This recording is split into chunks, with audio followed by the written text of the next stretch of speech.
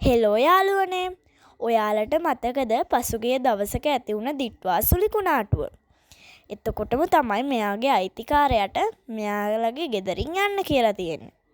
මෙයා තියෙන්නේ අතරමං වෙලා.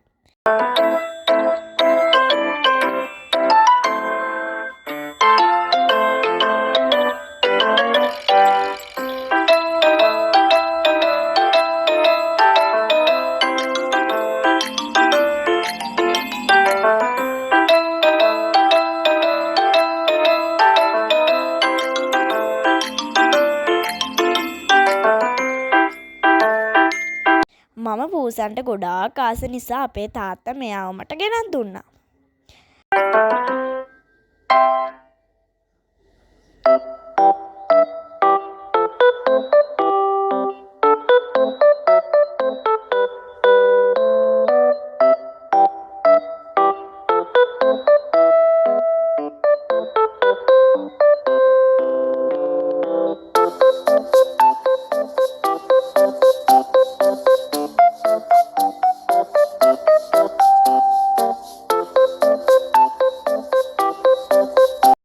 මෙයා අපි කන කෑම නෙවෙයි කන්නේ.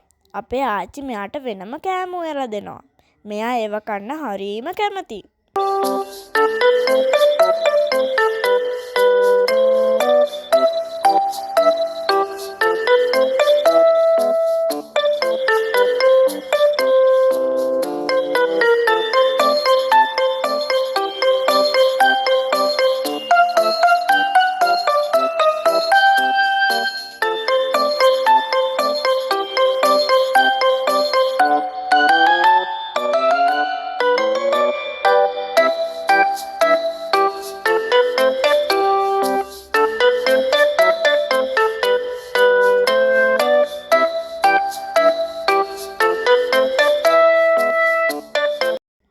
මෙයා අපේ තාත්තා එන හැම දවසම නෑනවා.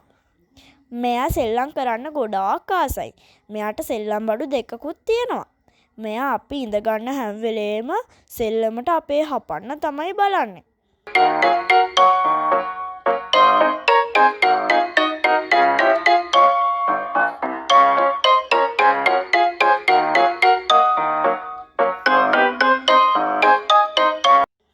මෙයා දවස් 30ෙම සෙල්ලම් කරන්න කැමතියි.